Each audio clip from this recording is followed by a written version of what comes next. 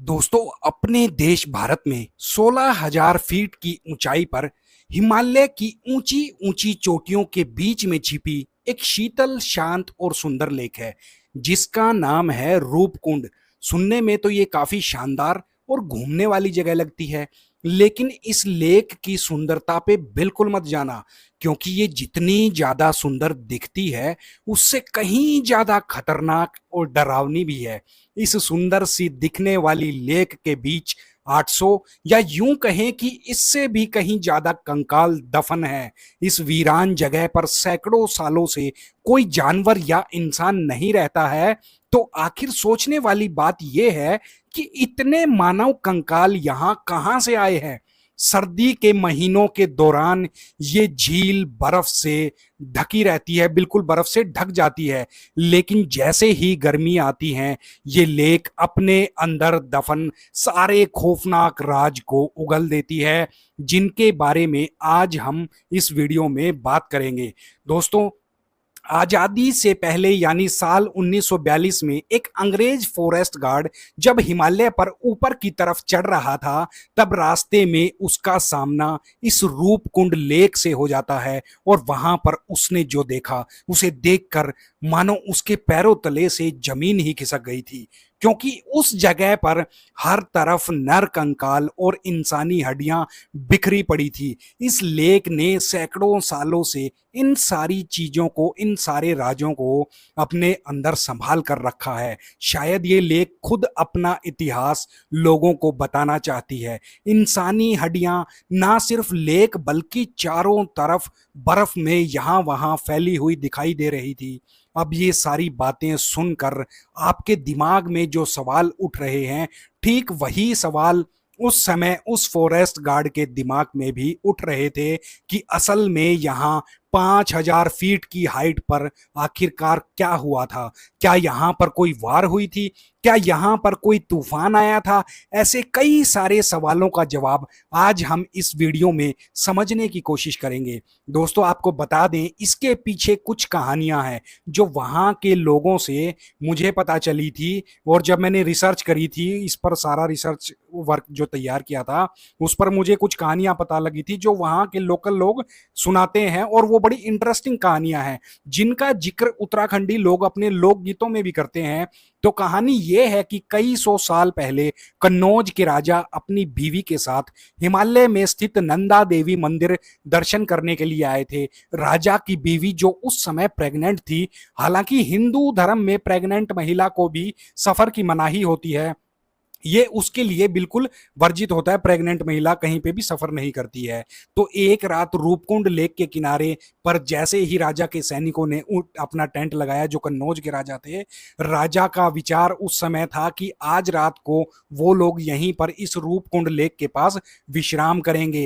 रात में खाने पीने के साथ साथ वहां पर लड़कियों का नाच भी हुआ, और इसी के साथ साथ वहां पर कुछ ऐसी चीज हुई जो उस पवित्र स्थान पर बिल्कुल भी नहीं होनी चाहिए थी। नंदा देवी, जो कि स्वयं मां पार्वती का एक रूप है, वो राजा की इन सब हरकतों से बहुत ज्यादा गुस्से में आ गई थी। और उस रात वहां पर एक ऐसी घटना घटी जिसकी वजह से उनके गुस्से का बांध टूट गया, क्योंकि राजा की बीवी ने उस रात वहीं पर अपने बच्चे को जन्म दे दिया था और उस पवित्र जमीन को अपवित्र कर दिया था।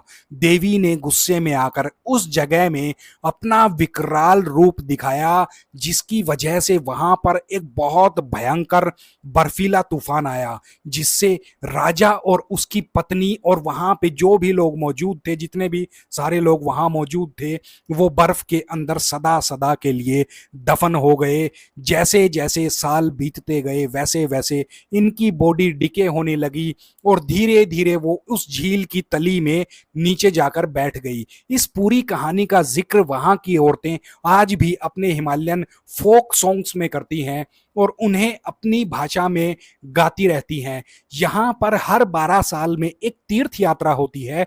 यह कंकाल से भरी लेक साफ साफ दिखाती है कि देवी माँ के अगेंस्ट जाने का अंजाम कितना बुरा हो सकता है। पहाड़ी लोगों को इस कहानी के बारे में कई सौ सालों से पता था, लेकिन इसे पूरे इंडिया से हमेशा छिपाया गया था। इसलिए ब्रिटिश राज के टाइम जब इस फॉरेस्ट गार्ड ने ये सब कुछ देखा तो तुरंत ही आर्मी को फोन करके बुला लिया था। उसे लगा कि कहीं ये सारे कंकाल जापान की किसी बटालियन के ना हों। उन्हें लग रहा था कि कहीं जापान ने भारत पर कब्जा करने की मंशा से शायद किसी टुकड़ी को भारत में भेजा होगा। इसलिए साइंटिस्ट ने वहां पर जाकर, उस जगह पर जाकर 400 से भी ज्यादा नर कंकाल को निकाल लिया और उन पर रिसर्च करना शुरू कर दिया। और जांच के दौरान उन्हें इस बात का पता चला कि ये सारे नर कंकाल जापानी लोगों के नहीं हो सकते, क्योंकि ये कंकाल 100 साल नहीं बल्कि उससे भी कहीं ज्यादा पुराने थे। इसके बाद जब आसपास के पहाड़ी बुजुर्गों से इन नर कंकालों के बारे में पूछा गया, तब जाकर उन्हें राजा वाली कहानी के बारे में पता चला। साथ ही साथ उन्हें यह भी पता चला कि ये हड्डियां 100 नहीं बल्कि 700 साल पुरानी हैं। और इन हड्डियों के आसपास कई सारे जेवर और कुछ ऐसी अद्भुत चीजें मिली जिससे ये स्टोरी और भी ज्यादा पुख्ता हो गई। 1942 में इन हड्डियों के बारे में पता चलने पर भी इनसे रिलेटेड कई सारी कहानियां सामने आई। कई लोगों ने कहा कि यहाँ किसी समय कोई जनजाति रहा करती थी, कोई बड़ी जनजाति रहा करती थी जो किसी महामारी की चपेट में आ गई होगी, जिसकी वजह से सारे लोगों की मौत हो गई होगी। और कई कई जगह ये कहना था कि शायद ये किसी धार्मिक सामूहिक आत्महत्या का केस है। ऐसा भी कहना है कुछ लोगों का, कुछ स्टोरीज में ऐसा भी सुनने में आया। उस डिस्कवरी के बाद इस लेक पर जांच करना थोड़ा मुश्किल हो गया था, क्योंकि साल 1943 की सर्दियों में ये लेक एक बार फिर पूरे तरीके से बर्फ से ढक चुकी थी, बिल्कुल जम गई थी। और वहीं दूसरी तरफ उस समय वर्ल्ड वार भी चल रहा था। 1955 में जब फिर एक बार इस लेक के ऊपर की बर्फ पिघलने लगी, तब ये रहस्यमयी कंकाल फिर से दिखने शुरू हो गए, फिर से दिखाई देने लगे और एक बार फिर इसकी जांच शुरू हो गई। वो फॉरेस्ट गार्ड और पूरी फॉरेस्ट टीम एक बार उस लोकेशन पर फिर से पहुंच गए, लेकिन इस बार ये लेक बिल्कुल ही बदल चुका था। जिस तरीके से उस फॉरेस्ट गार्ड ने 1942 में सब कुछ देखा था, अब वहां पर काफी हद तक हड्डियां कम हो गई थी और बहुत सारी हड्डियां जो पहले एक साथ थी वो बिल्कुल नष्ट हो चुकी थी। लेकिन आखिर ये सब कैसे हुआ? ये सब देखकर फॉरेस्ट गार्ड और पूरी टीम को एक धक्का सा लगा। इसके बाद एक बार फिर उन्होंने रूपकुंड लेक में मौजूद वहां से कुछ हड्डियों को लेकर एक यूनिवर्सिटी में भेज दिया, ताकि आगे की जांच में शायद कुछ पता लगाया जा सके। क्योंकि अब कई सालों बाद साइंस ने भी तरक्की कर ली थी, तब इन हड्डियों के बारे में जानने के लिए बहुत सारे साइंटिस्ट को बुलाया गया और इन अलग अलग साइंटिस्ट ने अपनी अलग अलग रिसर्च इन हड्डियों पे शुरू कर दी। इसमें मुख्य रूप से साइंटिस्ट ने कार्बन डेटिंग का इस्तेमाल किया, जो एक रिवोल्यूशनरी टेक्निक थी। हम ह्यूमंस हमारे इन्वायरमेंट से पूरी जिंदगी जितना कार्बन कंज्यूम करते हैं वो सब हमारी हड्डियों में जमा होता रहता है, और मरने के बाद कार्बन 14 नाम का एक नेचुरल कार्बन हमारी बॉडी में हमेशा के लिए रह जाता है, हमारी हड्डियों में हमेशा के लिए रह जाता है। और साइंटिस्ट यही स्टडी करते हैं कि वो हड्डियों में मौजूद कार्बन कितना पुराना है, और उसी के बेस पर फिर जो है रिजल्ट को डिक्लेयर किया जाता है कि आखिरकार ये हड्डियां कितनी पुरानी हैं। इसी से उस बात का अंदाजा लगाया जाता है। साइंटिस्ट ने रिसर्च के बाद पता लगाया कि वो सारी हड्डियां जो रूपकुंड लेक में मिली थी वो लगभग 800 साल पुरानी थी। तो सवाल ये पैदा होता है कि उन गांव वालों ने जो राजा के बारे में कहानी बताई थी, क्या वो बिल्कुल सच थी? इस पर रिसर्च अभी भी जारी है। और जैसे जैसे इन्वेस्टिगेशन आगे बढ़ी, तब ये पता चला कि वो सारी बॉडीज किसी भी आर्मी की नहीं थी, क्योंकि यहाँ पर सिर्फ मर्द ही नहीं बल्कि औरतें और बच्चियों की भी बॉडीज उन्हें वहां पे मिली थी। इसी के साथ साथ वहां पर कोई हथियार भी वहां उन्हें मौजूद नहीं मिले थे। अब आप ही सोचो, अगर कोई आर्मी वहां पर होती तो हथियार तो होना लाजमी है।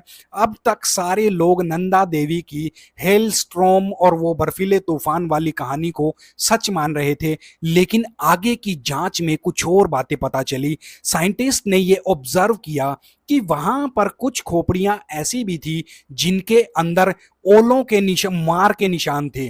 बाकी सारी ही खोपड़ियां ठीक हालत में थी। बाकी जो दूसरी खोपड़ियां थी वो ठीक हालत में थी, मगर कुछ खोपड़ियों पे गड्ढे थे जो हेल स्टॉर्म यानी कि जो ओलों की बरसात हुई थी उसकी ओर इशारा कर रही थी। ये बात सभी के लिए काफी चौंकाने वाली थी। और अब सबसे बड़ा सवाल ये उठ रहा था कि रूपकुंड लेक के पीछे का आखिर में राज क्या है, और क्या कभी इस राज से, इस बात से कभी कोई मतलब पर्दा उठ पाएगा इस राज से। लेकिन साल 1978 में विलियम नाम का एक अमेरिकी जो बनारस हिंदू यूनिवर्सिटी में अपनी पढ़ाई पूरी करने के लिए आया था, उसने इस लेख को किसी अखबार में पढ़ा, और इस लेख के बारे में जब उसको पता चला तब उन्होंने अपने क्लासमेट के साथ एक टूर गाइड को हायर किया और वो रूपकुंड के लिए रवाना हो गए। लेकिन जैसे ही उन्होंने वहां पर कदम रखा, वहां पर इतना ज्यादा घना कोहरा था कि वो एक दूसरे को देख भी नहीं पा रहे थे, और जान जाने के डर से उन्होंने वापस आने का फैसला ले लिया। इस इंसिडेंट के बाद विलियम ने भी एक चीज पर बिलीव कर लिया था जो कोई भी वेस्टर्न साइंटिस्ट बिलीव नहीं कर रहा था, कि वो सारे स्केलेटन उस हेल स्टॉर्म की वजह से ही वहां पर थे। लेकिन विलियम्स को सिर्फ उन गांव वालों की बातों पर इस थ्योरी को नहीं मानना था। असल में वो इस थ्योरी के पुख्ता सबूत जुटाना चाहते थे। इसलिए उन्होंने साल 2003 में नेशनल ज्योग्राफिक के साथ एक टीम बनाई जिसके अंदर कैमरा क्रू, जियोलॉजिस्ट, ऑन्थ्रोलॉजिस्ट वगैरह कई सारे लोग थे। और इस पूरी टीम ने अपना कैंप रूपकुंड के बेस कैंप से थोड़ी ही दूर पर लगाया था। पहले के 2 दिन तो काफी ज्यादा मुश्किल थे, लेकिन तीसरे दिन उनके हाथ में कुछ ऐसा लग गया जिससे ये मिस्ट्री लगभग पूरे तरीके से सॉल्व हो चुकी थी। उन्हें कॉपर रिंग्स, कई ग्लास पीस और एक म्यूजिकल इंस्ट्रूमेंट भी उस जगह पर मिला। और उसी वक्त उस साइट पर उन्होंने पहले हथियार की भी खोज कर ली थी। यहां तक तो सब ठीक था, लेकिन लेक के किनारे एक पत्थर के नीचे उन्हें एक स्टिकी सब्सटेंस मिला, कुछ चिपचिपा सा था जो पत्थर के नीचे था, उन्हें मिला, जिसको देखकर उन्होंने पहले तो ये अंदाजा लगाया कि शायद वो किसी एनिमल की डेड बॉडी हो सकती है। लेकिन बाद में पता चला कि वो एक इंसान की लाश थी जिसकी हड्डियों पर अभी भी कहीं कहीं पर खाल मौजूद थी। जब साइंटिस्ट ने इसका कार्बन डेटिंग किया तब जाकर ये पता चला कि ये बॉडी लगभग 800 साल पुरानी है। और ये भी पता चला कि इन सारी बॉडीज की डेथ एक ही टाइम पर हुई थी। तीसरी बात जो रिसर्च में सामने आई वो बिल्कुल ज्यादा शॉकिंग थी, कि वो ये जितनी भी बॉडीज थी वो 2 ग्रुप में डिवाइडेड थी। सबसे पहले थे ब्राह्मण, जिसमें जिन्हें मतलब उच्च श्रेणी का माना जाता था उस समय, और दूसरे थे उनके नौकर। इन सारे पजल्स को जोड़कर यही बात बन रही थी कि इनकी डेथ उस राजा के तीर्थ पर आने के समय पर नहीं हुई थी, बल्कि ये बॉडीज उन श्रद्धालुओं की थी जो हर 12 साल में एक बार इस तीर्थ यात्रा पर आते हैं। पर अब सोचने वाली बात यह है कि ये तीर्थ यात्रा शुरू तो हुई थी मतलब 15th सेंचुरी में, लेकिन ये बॉडीज उनसे भी कहीं ज्यादा पुरानी है, तो ये कैसे पॉसिबल है।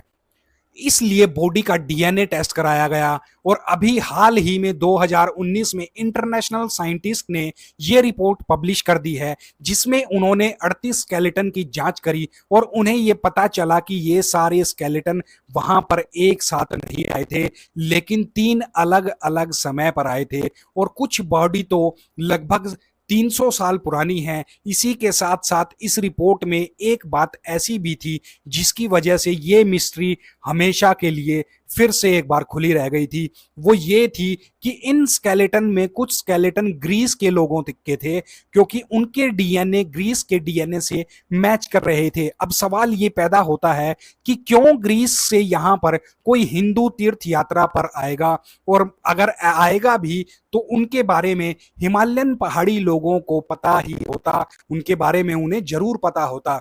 लेकिन वहां के फोक सॉन्ग्स में सिर्फ राजा वाले इवेंट के बारे में बताया गया है, लेकिन इन ग्रीस के लोगों के बारे में उस फोक सॉन्ग्स में उनके कुछ भी नहीं बताया गया है।